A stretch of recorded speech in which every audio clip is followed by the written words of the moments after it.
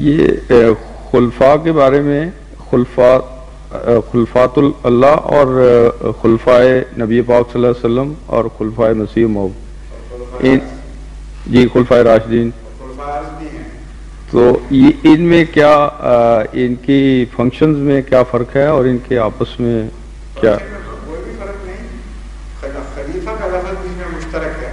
جی خلیفہ کا مطلب اس کا نائب، جس کا نائب ہے اس کے کام کرے گا. تو اللہ کا نائب ہے وہ اللہ کے کام کرے گا، جو رسول کا نائب ہے رسول اللہ صلی اللہ علیہ وسلم کا رسول اللہ صلی اللہ علیہ وسلم کے کام کرے گا. جو امام مہدی کا نائب ہے وہ امام مہدی کی معرفت رسول اللہ صلی اللہ علیہ وسلم کے کام کرے گا. امام مہدی خود رسول اللہ صلی اللہ علیہ وسلم کا نائب ہے.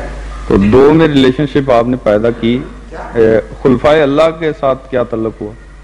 نبی براہ راست خلیفۃ اللہ ہوتا ہے جی، اور خلیفۃ الرسول رسول کی واسط وساطت سے خلیفۃ اللہ ہوتا ہے براہ راست نہیں. جی ایک خلیفہ کے لیے جو کسی کا نائب بننا چاہے اس کو ہدایت لینی چاہیے نا اس سے کہ میں اس کے بغیر کس طرح نائب بن جائے گا. نہیں، اس سے ہدایت یافتہ ہوگا. تو جس کو اللہ خود ہدایت دیتا ہے مسلسل، اسی کا نام مہدی رکھا ہے، اسی کے متعلق فرمایا یہدون بامرنا، خلیفۃ اللہ کہلاتے ہیں براہ راست. جو اللہ کی ہدایت رسول سے لیتے ہیں اور ان کی نیابت کرتے ہیں وہ رسول کے خلیفہ.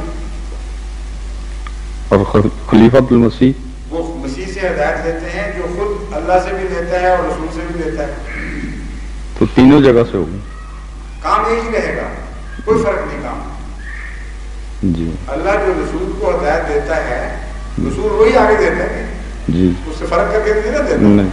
اور مسیح نے بھی وہی ہدایت دی ہے. اس لیے کام میں فرق نہیں، منصب میں فرق ہے. دوسرا سوال یہ ہے